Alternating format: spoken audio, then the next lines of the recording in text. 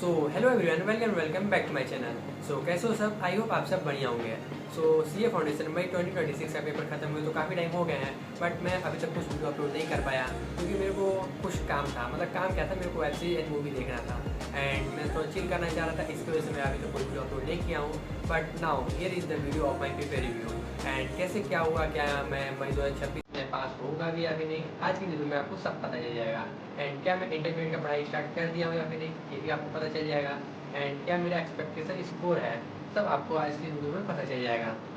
अगर आप भी चैनल बने हो तो चैनल को प्लीज़ सब्सक्राइब कर लीजिएगा। एंड अगर आप भी सी फाउंडेशन या फिर सी इंटरमीडिएट का तैयारी कर रहे हो तो इस चैनल पर जुड़े रहिएगा, क्योंकि आने वाले समय में मैं ऐसे ही कंटेंट लाते रहूँगा। ऐसा ही नहीं, मतलब कंटेंट लाते रहूँगा, जैसे स्ट्रेटेजी लाते रहूँगा, टाइम टेबल लाते रहूँगा and many more things. Let's get started without any further delay. सबसे पहले बात करते हैं हम लोग अकाउंट्स के पेपर से। तो अकाउंट्स के पेपर की बात करें तो इसमें हमारा सबसे पहले अगर ट्रू एंड फॉल्स की बात करें तो इसमें मेरा केवल एक गलत है, वो फर्स्ट वाला गलत है, बाकी मेरा 5 सही है। एंड यहाँ पे मैंने कुछ स्कोर लिखा है जो कि आप इसको इग्नोर कर सकते हो, क्योंकि ये मैं लिस्ट लिखा हूँ कि मतलब कम से कम इतना तो आएगा ही आएगा। आप इसको इग्नोर कर सकते हो। मेरा एमसीक्यू की बात करें तो एमसीक्यू मेरा केवल फर्स्ट वाला रॉन्ग है, बाकी सारा सही है मेरा एमसीक्यू। एंड अगर मैं थ्योरी की बात करूँ तो थ्योरी में मैं पूरा लिखा हूँ जितना मेरे को आता था। एंड हालांकि ये क्वेश्चन मेरे को नहीं आता था, मैं बना के लिखा हूँ, बट पूरा लिखा हूँ। एंड यहाँ पे ये भी बात करूँ तो इसमें मैं एक गलती करके आ गया हूँ। मतलब ये तो मेरा सही है, ये दोनों नहीं लिखा हूँ एंड ये दो मैं नहीं लिखा हूँ एंड ये दो मैं लिखा हूँ। तो यहाँ पे गलती मैंने क्या किया ना, वर्किंग नोट में मैंने इसको नहीं बोला, तो शायद इसका मार्क्स काट लिया जाए। मैंने वर्किंग नोट में ये दोनों नहीं लिखा हूँ तो। एंड बाकी यहाँ पे 2 का ए है, ये भी ईजी था, ये तो ईजी था ही था। एंड 2 का बी था, ये भी ईजी था। 2 का ए एंड 2 का बी दोनों ईजी था। 3 का ए था, ये भी ईजी था। एंड अकाउंट्स के पेपर में मेरे एक गलती हो गया ना, मतलब गलती क्या, मैं मतलब स्टार्टिंग के 15 मिनट में ये मैं डिसाइड नहीं कर पा रहा था कि मेरे को कौन सा क्वेश्चन स्किप करना है, क्योंकि मैं जब क्वेश्चन पेपर देखा तो मेरे को सारा ही आ रहा था। यहाँ पे 5, 4, 6, 1, 2 मेरे को सारा ही आ रहा था, तो मैं डिसाइड ही नहीं कर पा रहा था कि मेरे को कौन सा अटैम्प्ट नहीं करना है। तो मैं क्या किया कि मैं यहाँ पे जब 5th वाले क्वेश्चन में गया तो मैं 5th वाला देखा कि 1 page, 2 page, 3 page, 4 page and यहाँ पे 5 पेज। यहाँ पे केवल 5th वाला क्वेश्चन इतना लंबा था तो मैंने इसको स्किप कर दिया। और मैंने यहाँ पे 6 किया है, 1 किया है, 2 किया है, 3 किया है एंड 4 किया है। मैंने 5th को स्किप किया है। यहाँ पे मैंने 5th क्वेश्चन को स्किप कर दिया था। एंड अगर बात करें क्वेश्चन पेपर का तो यहाँ पे ज़्यादा ये तो हार्ड था ही नहीं, मॉडरेट था। एंड बस थोड़ा टाइम मैनेज नहीं हुआ, ये बात था। बस टाइम मैनेज नहीं हो पाया उतना अच्छा से। मैंने लास्ट में 80-85 नंबर का ही अटैम्प्ट कर पाया हूँ अकाउंट्स में। जितना भी किया हूँ मैं अपने तरफ से तो बेस्ट किया हूँ। एंड मैं अकाउंट्स में तो एक्सपेक्टेड कर रहा हूँ कि 50 तक आ जाएगा मेरा मार्क्स, 45-50 तक तो आ ही जाएगा। इतना मैं लिख के आया हूँ, इतना मैं करके आया हूँ, तो 45-50 तो आ जाएगा। एंड ग्रेस मिलेगा तो 1-2 नंबर आगे बढ़ जाएगा। अकाउंट्स में बात यही था कि बस पेपर थोड़ा लेंदी आया था एंड बाकी सब मैनेजेबल था। क्वेश्चन सारे ईजी थे, कोई सा भी ऐसा नहीं था कि जो out of box, out of syllabus था, ऐसा कुछ भी नहीं था। बाकी सारा मैंने पढ़ लिखा है। एंड जो भी ये मार्किंग मैंने किया है, ये मार्किंग पे आप मत जाइए, क्योंकि ये मार्किंग मैंने बस लिस्ट लिया है कि कम से कम इतना तो आएगा ही आएगा, इससे ज़्यादा तो जा ही सकता है, इससे ज़्यादा तो जाएगा ही जाएगा, मतलब इतना तो आएगा ही आएगा, ये मैं मार्किंग किया हूँ। अकाउंट्स का बात करें तो यहाँ पे मैं 45 से 50 एक्सपेक्टेड हूँ। एंड देखते हैं अब कितना आता है, वो तो रिजल्ट आने के बाद पता चलेगा। एंड अकाउंट्स के बाद अब बात करते हैं लॉ के बारे में।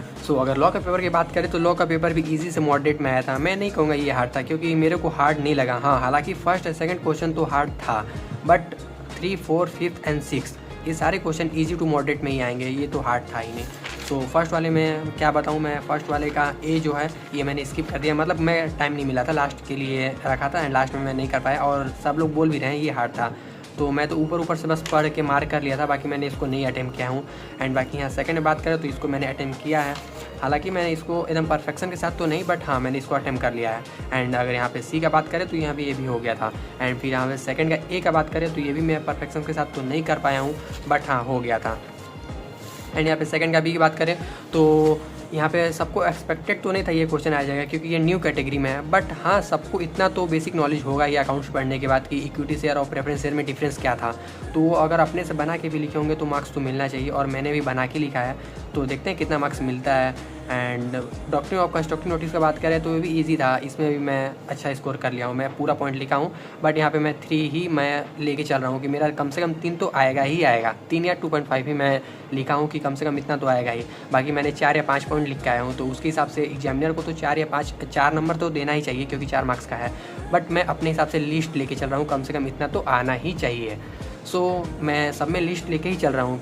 ताकि मुझे लगे कि मतलब तो इतना आ जाएगा तो मैं पास हूँ, एंड लॉ में भी मैं पास हो जाऊँगा, इतना तो मेरे को लगता है। एंड देखते हैं अब क्या रहता है, रिजल्ट आने के बाद पता चलेगा। 2 का C का फर्स्ट वाला मैं नहीं अटेम्प्ट कर पाया, मतलब कर ही नहीं पाया, मैं लास्ट के लिए रखा था क्योंकि मैं सोचा इसको अच्छे से लिखूँगा, थोड़ा सा बना के लिखूँगा, बट ये मैं नहीं कर पाया हूँ। एंड 2 का C का सेकंड पार्ट था तो ये मैंने लिख दिया था।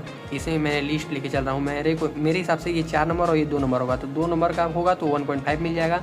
अगर 3-3 में बटा होगा तो 3 में से 2 नंबर तो आराम से मिल जाएगा, 2 and 2.5 तो आराम से मिल जाएगा। सो देखते हैं अब ऐसे ही कितने मार्क्स देता है, बट मैं ये लिस्ट लेके चल रहा हूँ जैसा कि मैंने आपको पहले बताया। एंड यहाँ पे 3 का A की बात करें तो इसमें भी ये इजी था, एक्टिव पार्टनर के बारे में था, बट हाँ यहाँ पे एक गलती हो गया, जो सबसे गलती हुआ एंड जो एकदम अच्छा से पढ़ा होगा शायद उससे गलती ना हुआ हो।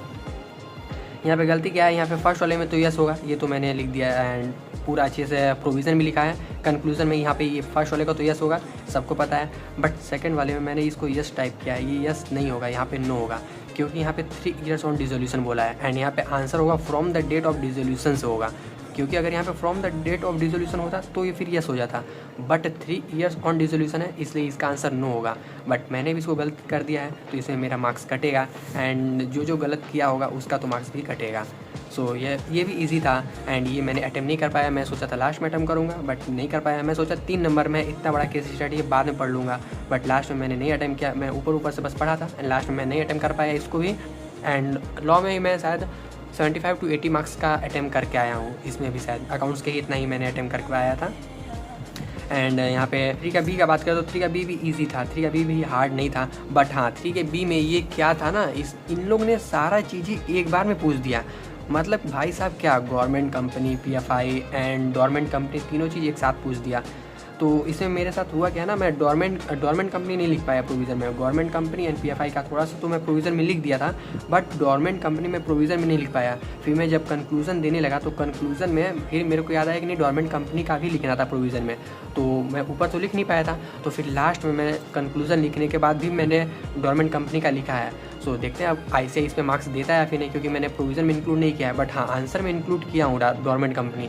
सो देखते हैं इसमें कितना मार्क्स मिलता है, मिलना तो चाहिए एंड लेट्स सी क्या होता है।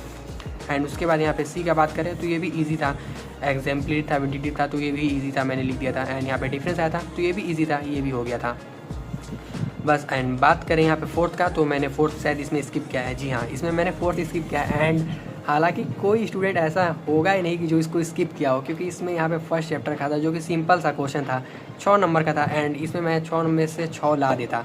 बट इसको मैंने इसलिए अटेम्प्ट नहीं किया क्योंकि उस समय ना मेरे को ये क्वेश्चन हार्ड लगा। ये जो B का क्वेश्चन था नेगोशिएबल इंस्ट्रूमेंट का, उस समय मेरे को ये हार्ड लगा क्योंकि मैं ऊपर से पढ़ा था। तो मैंने इसको देखा तो ये मेरे को समझ नहीं आया, और मैं देखा कि यहाँ पे केस स्टडी है एंड यहाँ पे ये मैंने पढ़ा तो मेरे को कुछ समझ में नहीं आया भाई, क्योंकि मैं पढ़ के तो गया था बट मेरे को समझ में नहीं आया गारंटर वाला, तो मतलब कैसे क्या बटेगा। तो मैं सोचा इसको स्किप कर दूं, क्योंकि मेरे को ये बस आता था एंड ये दोनों नहीं आता था उस टाइम पे। ये तो मेरे को आता था बट उस टाइम मेरे को लगा कि ये नहीं आता, क्योंकि मैंने ऊपर से पढ़ा। सो मेरे को लगा कि भाई मैं 6 नंबर लेके क्या करूँगा जब मेरे को ये दोनों आता ही नहीं है। तो सो मैंने 4th क्वेश्चन को डिसाइड किया कि मैं 4th क्वेश्चन को स्किप करूँगा, इसलिए मैंने 4th क्वेश्चन को अटेम्प्ट ही नहीं किया है।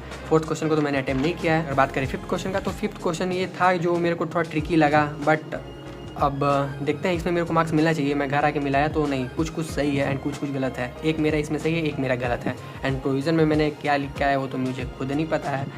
एंड नहीं प्रोविज़न में मैंने लिख क्या है, प्रोविज़न मैंने सही से कोट किया है, प्रोविज़न मैंने सही से कोट किया है। एंड बस कंक्लूजन में मेरे ये 2 में से 1 सही किया, 1 मेरा रॉन्ग है। सो देखते हैं इसमें मेरे को कितना मार्क्स मिलता है, ये मैंने लिस्ट लिखा है। एंड बात करें 5th का B का, तो 5th का B भी इजी था। ये 7 मार्क्स का आया था माइनर के बारे में। माइनर का बताना था rights, liability and after becoming majority वो क्या क्या कर सकता है, सो ये बताना था। 7 मार्क्स में आया था, ये भी इजी था, तो पढ़ के गए थे तो पूरा लिख दिए एंड जितना आता था सब लिख दिए हैं। बट हाँ ऐसे ही मॉड्यूल यूज़ नहीं किए हैं, तो देखते हैं कितना मार्क्स मिलता है। बट हाँ मिलना तो चाहिए। सो मेरा एक्सपेक्टेशन यही है कि 5 मार्क्स मिल जाए। बट अगर लिस्ट की बात करें तो कम से कम 3 तो देगा ही देगा ACI, एंड 3 देगा ही देगा। एंड इसके बाद अगर बात करें C में, तो doctrine of privilege of contract लिखना था। इसको तो भाई इतना डिटेल में लिखा है कि भाई पूछो मत। यार मैंने निमोनिक्स भी लिखा था, निमोनिक्स मैंने याद करके भी गया था। BF की मासी ऐसे कुछ निमोनिक्स था, तो इसको मैं याद करके गया था। Benefits of trust, family settlement, marriage agreement and acknowledgement and assignment of duties, covenant with land, ये सारा था। तो मैंने सारा चीज़ें तो लिख दिया था यहाँ पे। एंड देखते हैं इसमें कितना मार्क्स मिलता है। एक्सपेक्टेशन ये है कि 4 मार्क्स तो कम से कम मिलना ही चाहिए। अगर बात करें 6 में, तो 6 का ए में नेगोशिएबल इंस्ट्रूमेंट से ये कुछ आया था, इस टाइप का क्वेश्चन इस बार आया था, तो ये भी था, तो ये भी ईजी था। एंड इसमें मैं लिस्ट का बात करूँ तो कम से कम 3 तो मिलना ही चाहिए, एंड ऊपर तो कितना ही मिल सकता है मेरे को। एंड यहाँ पे अगर यहाँ पे बात करें फाइंडर ऑफ गुड्स, तो यहाँ पे फाइंडर ऑफ लॉस्ट गुड्स तो मैंने लिख दिया था। एंड राइट ऑफ पॉनी मैं नहीं लिख पाया, मेरे पास टाइम नहीं था लास्ट में, तो इसको मैंने थोड़ा सा नहीं लिख पाया था। बाकी यहाँ पे सी का बात करें, यहाँ पे सेल्स ऑफ गुड्स से लास्ट आया था। एंड ये provision of determination of prices by third party, ये भी सेम था भाई, मतलब सारा आता था। तो पेपर मैं बोलूँगा कि लॉ का तो पेपर हार्ड नहीं था। मेरा एक्सपेक्टेशन यही है कि मतलब 80 नंबर का अटेम्प्ट करके आया हूँ, तो कम से कम 45-50 तो आना चाहिए, मतलब 45 मार्क्स तो कम से कम आना चाहिए, क्योंकि मैंने देखो मॉड्यूल लैंग्वेज नहीं यूज़ किया है, तो हालांकि ऐसे तो इस बात पे नंबर काटेगा ही काटेगा। तो अब देखते हैं कितना मार्क्स आता है। एंड हाँ, लॉ और अकाउंट्स का बात हो गया, अब बात करते हैं क्यूए का। तो क्यूए में मैं डायरेक्ट बता देता हूँ, क्यूए का पेपर एक तरीके से देखे तो ना ही हार्ड था ना ही ज़्यादा ईजी था। तो क्यूए का पेपर आया था, एक मॉडरेट लेवल का ही आया था। तो इसमें मैं यही एक्सपेक्ट कर रहा हूँ, एक्सपेक्ट क्या, मेरा मतलब सारा कैलकुलेट कर लिया है मैंने। यहाँ पे मेरा आएगा 65 मैंने अटेम्प्ट किया था, एंड 65 में से 55 मेरा मार्क्स आएगा। एंड अगर ग्रेस मिलेगा तो ग्रेस मिल के मेरा 57 मार्क्स हो जाएगा। तो 57 मेरा मार्क्स आ जा रहा है क्यूए में, तो क्यूए में मेरा 57 आ जा रहा है। एंड अकाउंट्स में पास हूँ, लॉ में मैं पास हूँ। अगर इकोनॉमिक्स में बात करें तो इकोनॉमिक्स में भी पेपर इजी टू मॉडरेट ही था, मैं नहीं हार्ड बोलूँगा, क्योंकि मैं हार्ड था ही नहीं, तो मैं हार्ड क्यों बोलूँ, क्योंकि पेपर इजी था। बाकी मैंने पूरा अटेम्प्ट नहीं किया है, एंड मैं इसमें कुछ क्रॉस किया हूँ, एंड मैंने बहुत सारे क्वेश्चन अटेम्प्ट नहीं किया है। एंड जो मैंने किया है, मैंने घर आके बहुत सारे मिलाया है। तो इसमें मैंने लगभग अटेम्प्ट किया है 75 मार्क्स का मैंने अटेम्प्ट किया है। एंड 75 में से मेरा 65 मार्क्स बन जा रहा है, 65-64 मेरा मार्क्स बन रहा है 75 में से। एंड इसमें तो कोई ग्रेस मार्क्स मिलना नहीं है। तो एक तरीके से बात करें तो मेरा 65 मार्क्स मेरा अगर बन रहा है इकोनॉमिक्स से, 55 मार्क्स मेरा बन रहा है क्यूए से, तो 120 मार्क्स तो मेरा इन्हीं दोनों से हो गया। तो मेरे को एग्रीगेट का भी टेंशन नहीं होगा, क्योंकि अगर 40 मार्क्स मेरा दोनों में आ जाता है तब भी मेरा 200 बन जाएगा। सो मेरे को एग्रीगेट का भी टेंशन नहीं है। एंड अगर मैं 40 मार्क्स दोनों में आ जाता तो मैं पास हो जाऊँगा। एंड मेरे को ये क्लियरली पता है कि मेरा अकाउंट्स में भी 40 आ जाएगा, लॉ में भी 40 आ जाएगा। तो मेरे को ऐसा लगता है कि मेरे को अब फाउंडेशन मेरा क्लियर हो गया है, मेरे को ऐसा लगता है। अब ऐसा ही कुछ भी कर सकता है, ये तो अब नहीं बता सकते हम लोग। बाकी मेरा चारों पेपर का ये रिव्यू था पूरा, कि मेरा पेपर चारों का चारों ईजी गया था, मतलब ईजी नहीं, मतलब चारों पेपर मॉडरेट था। मैं हार्ड नहीं बोलूँगा, क्योंकि हार्ड पेपर था ही नहीं। जनवरी अटेम्प्ट में मैं रह गया था, तो मैंने मेहनत काफ़ी किया था। इस अटेम्प्ट में लगभग 10-12 घंटा मैं पढ़ता था, रियली पढ़ता था मैं 10-12 घंटा। एंड लेक्चर को लेके बोले तो, ऐसे तो सेल्फ स्टडी बोले तो 4 घंटा 5 घंटा ऐसे हो जाता था। सो या इतना मैं पढ़ा, और शायद फाउंडेशन में मेरा रंग लाएगा इस बार। एंड जो भी होता है, आप लोग का क्या रहेगा रिजल्ट, मतलब क्या आप लोग एक्सपेक्टेड कर रहे हो, ये कमेंट बॉक्स में जरूर से जरूर बताइएगा। एंड बाकी यहाँ पे है 200 मार्क्स मेरा बन जा रहा है, जैसे भी बने 200 मार्क्स मेरा बन जा रहा है, क्योंकि 40 उधर अगर आएगा तो मैं पास हो जाऊँगा। अगर इंडिविजुअल में फेल हूँ, एग्रीगेट में तो मेरा फेल ही हो जाएगा वैसे भी। तो अगर इंडिविजुअल में, अगर उधर मैं 2 में पास हो गया, इधर 2 में तो मैं गारंटी पास हूँ, इकोनॉमिक्स और क्यूए में गारंटी में पास हूँ। एंड अगर उधर 2 में इंडिविजुअल में पास हो गया तो एग्रीगेट में भी मैं पास हूँ। सो या ये था पूरा मेरा पेपर रिव्यू का वीडियो। एंड आपका क्या स्कोर बन रहा है आप लोग कमेंट बॉक्स में ज़रूर से ज़रूर बताइएगा। एंड यस, अगर आप फाउंडेशन में अपीयर करने वाले हो तो इससे रिलेटेड काफ़ी वीडियो आने वाले हैं मेरे चैनल पे। अगर आप इंटर में भी अगर अपीयर कर रहे हो, मतलब आप मेरे तरह ही हो जो अभी रिजल्ट में फंसे हो, तो उस चैनल को सब्सक्राइब करके रखना है, क्योंकि इंटर से रिलेटेड भी काफ़ी चीज़ें अभी वीडियो आने वाली हैं। वो तो फाउंडेशन के बाद ही आएगा, मतलब फाउंडेशन का रिजल्ट जैसा भी रहेगा उसके बाद ही ऐसा कंटेंट मिलेगा आपको इंटरमीडिएट का। बाकी फाउंडेशन से रिलेटेड काफ़ी कंटेंट आने वाले हैं, जैसे कि स्ट्रेटेजी, सितंबर अटेम्प्ट पास है तो मैंने क्या चीज़ फॉलो किया, मैंने क्यूए में सिलेक्टिव स्टडी किया था, मैंने कौन कौन से चैप्टर को स्किप किया था, मैंने कौन कौन से चैप्टर को स्किप नहीं किया था, आप ये पूछिए। क्योंकि मैंने प्रोबेबिलिटी स्किप कर दिया, थ्योरेटिकल डिस्ट्रीब्यूशन स्किप कर दिया, सेट रिलेशन फंक्शन स्किप कर दिया, एंड रेशियो प्रोपोर्शन मैंने किया था, इंडाइसिस लॉगरिथम मैंने स्किप कर दिया था, एंड 1-2 चैप्टर मैंने और स्किप किया था। तो मैंने इतने चैप्टर स्किप किया है क्यूए में, तब भी मेरा इतना मार्क्स बन जा रहा है। एंड पेपर इस बार का इजी था, तो शायद इस वजह से मेरा अच्छा मार्क्स आया है। सो जैसा भी रहे, मैं इस बार तो शायद क्लियर कर लूँगा, ये मेरे को होप है। एंड बाकी जो भी होगा रिजल्ट के बाद पता चलेगा। एंड जैसा भी होता है मैं आपको अपडेट करते रहूँगा। एंड यस, अभी कुछ दिन बाद आपको एक वीडियो देखने को मिलेगा जो कि आपको काफ़ी हेल्पफुल होगा। So stay tuned for the video and bye bye guys, thank you so much for watching. Radhe Radhe.